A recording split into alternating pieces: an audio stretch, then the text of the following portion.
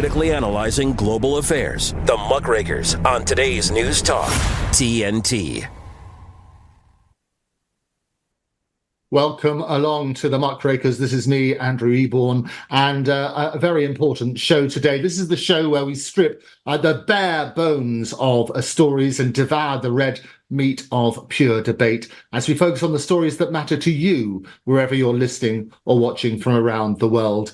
And today we have an important topic to discuss, the looming danger of entering World War III. Yes, just this one topic, as it's so important right now. If we descend into a thermonuclear escalation between the world's superpowers, the consequences are dire for civilization anywhere on the planet. And you can get in touch. This is how you can do it. This is the way we're going to be heard.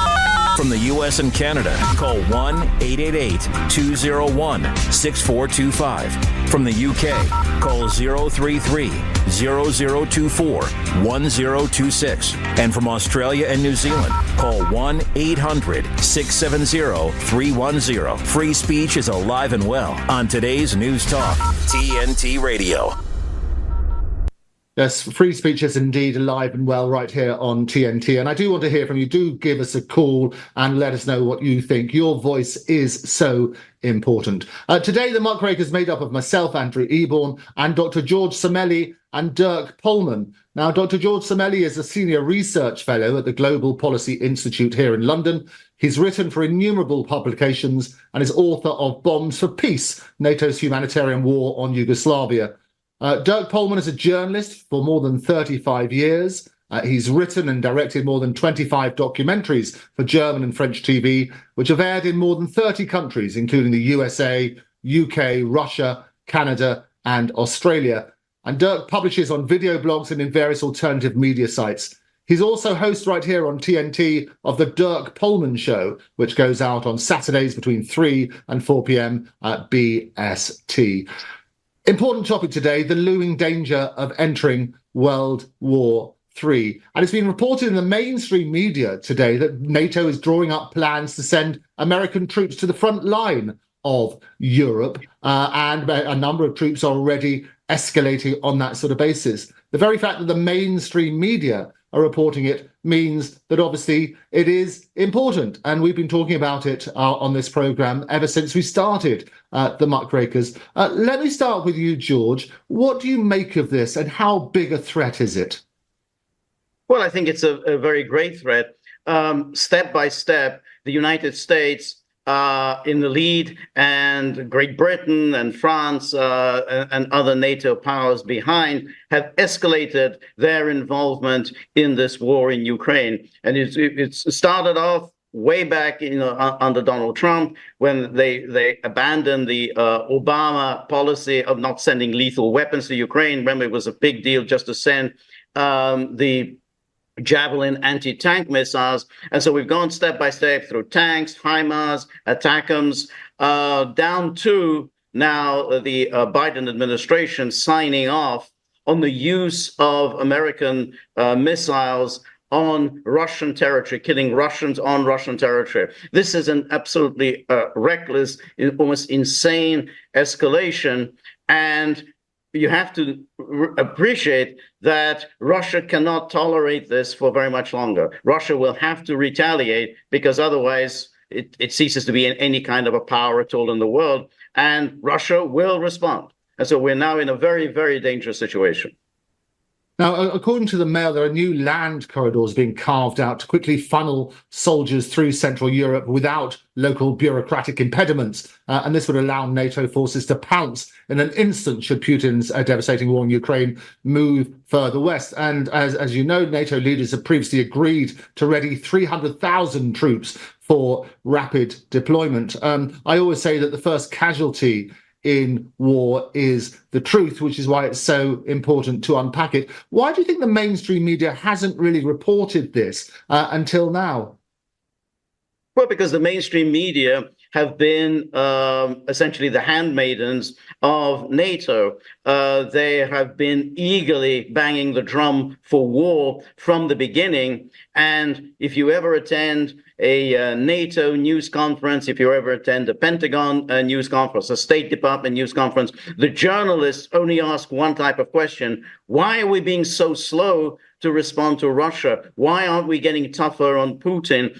Did we make a mistake in not being tougher on Putin from the beginning? That's the thrust of the journalists. So now they're reporting something that has been obvious for a great deal of time, which is NATO is making very serious military preparations for going to war in Ukraine. And this was said by Hungarian Prime Minister Viktor Orban the other day. He said, our ministers are taking part in NATO meetings where war plans are being discussed. They're discussing war plans and getting involved in Ukraine. We're taking part in these meetings. So this has all been known, but essentially both NATO and the media have tried to downplay the threat that this poses, because obviously if the public became fully aware of what's going on, they would start getting very, very, very anxious, and rightly so.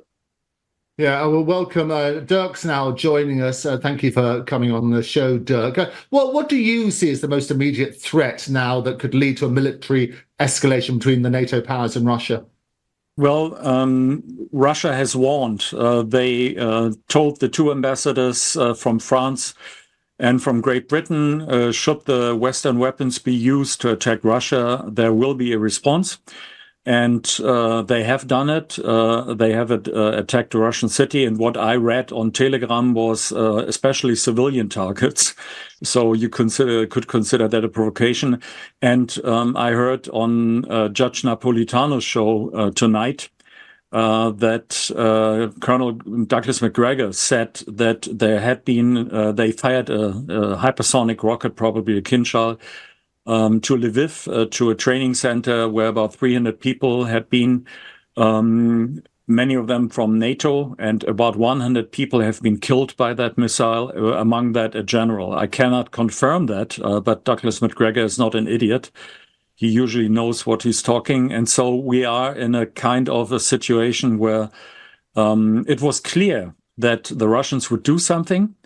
It is clear that NATO will answer to that. And I think the biggest problem is really that from the military side, there's always only one direction, which is escalation. This should be the hour of diplomats now if we want to avoid a Cuban Missile Crisis situation, which, by the way, the highest German soldier that we had, who was also the highest soldier in the NATO, Harald Kuyat, general, said 2 days ago in a commentary that we're heading for that. But you don't hear these people.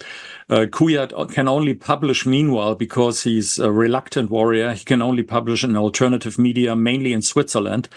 And in the normal people here don't hear anything about it. I know a ton of people who think that I'm nuts when I tell them what's going on. They don't believe it because it's not on TV. There once was a saying, the revolution will not be televised. World War III also, same applies to World War III. No? It is extraordinary. As I say, we've been talking about it on the Muckrakers since the very first show, and this is our 13th show here. And it is astounding that the mainstream media doesn't report it, although they've started to. As I say, the Mail online is carrying those big headlines today warning about this. But just to put this in perspective, what can Russia do in this instance, George?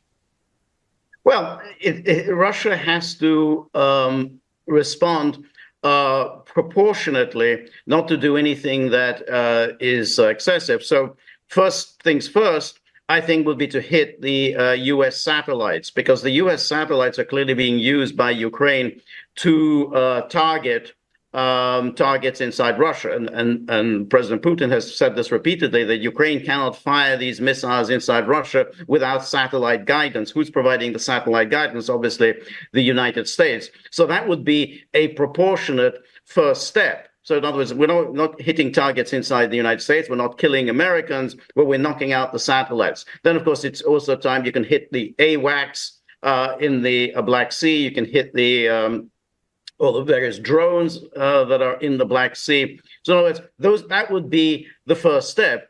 then of course, I mean, if that doesn't do the job, then you can move on to thinking in terms of, say, military bases in Poland that may be being used by Ukraine. For instance, I mean, if Ukraine does start moving towards the use of F-16s, and if the F-16s are going to be used from bases in Poland or maybe Romania, then those would be legitimate military targets. So, yes, it would be a case of Russia hitting targets inside NATO, but NATO would have a real problem invoking Article 5 in this case, because essentially NATO is in violation of Article 1. Article 1 states that NATO cannot wage war outside of NATO territory. NATO has chosen to go outside NATO territory into Ukraine to wage war against Russia. So if you violate Article 1, you can't then turn around and say, oh, you're violating Article 5 by hitting our military bases. So,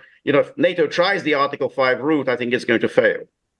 Yeah, and you mentioned the F-16s. I mean, they're very specialist aircraft, and my understanding, it takes years and years to train. So the reality that it's not just given to the Ukrainians to try and fly these F-16, but they're probably NATO pilots. Is that a fair summary, Dirk? Yes, it takes about 2 years to train a trained pilot on the F-16. But I also found on the web yesterday from the Belgian Air Force, which will supply F-16s to Ukraine. And there was a video where they showed Ukrainian pilots who are standing next to an Alpha jet. I didn't know that this plane was still active. In Germany, it's not. And they said the first batch of Ukrainian pilots had been trained in the United States. I will try to look that up. That's quite astounding. I was thinking that they would use kind of legionnaires, foreign legionnaire pilots, maybe retired ones from NATO countries, from the USA.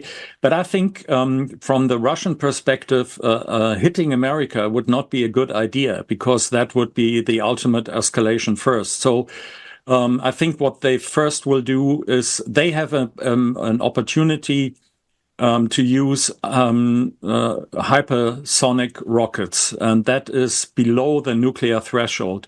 Nobody can do anything against these weapons up to now, as far as we know. So they can obliterate. They're pretty accurate. You can fire one rocket and it makes a big crater, and then you can fire into the crater the next rocket, for example, if something is deep down a bunker in the ground. So that is a possibility. I think the first possibility was to do that, to stay under the nuclear threshold. But there is another problem. From my colleagues in Russia with whom I have contact, the point is there are kind of two different schools of thought. There are quite a lot of people who think that Russia should now show NATO who's in charge. So they want punishment for all these provocations. We always heard about the unprovoked war of aggression. War of aggression is legally correct. Unprovoked is complete nonsense. But they want something that Russia does something. But on the other hand, and there's another school which says, if we do something like that, and do something means, for example, to explode a nuclear weapon and televise that and say this could happen somewhere else. That was one of the proposals that was given by a political advisor. That's quite high already. But the other one says, this is what the Americans want. They want us to use some tactical nuclear weapons, and then they can say to the world, look, there are the barbarians from Russia, and we have to fence them in for the next 20 years, and we have to put all kind of sanctions. And that would probably also internationally work with countries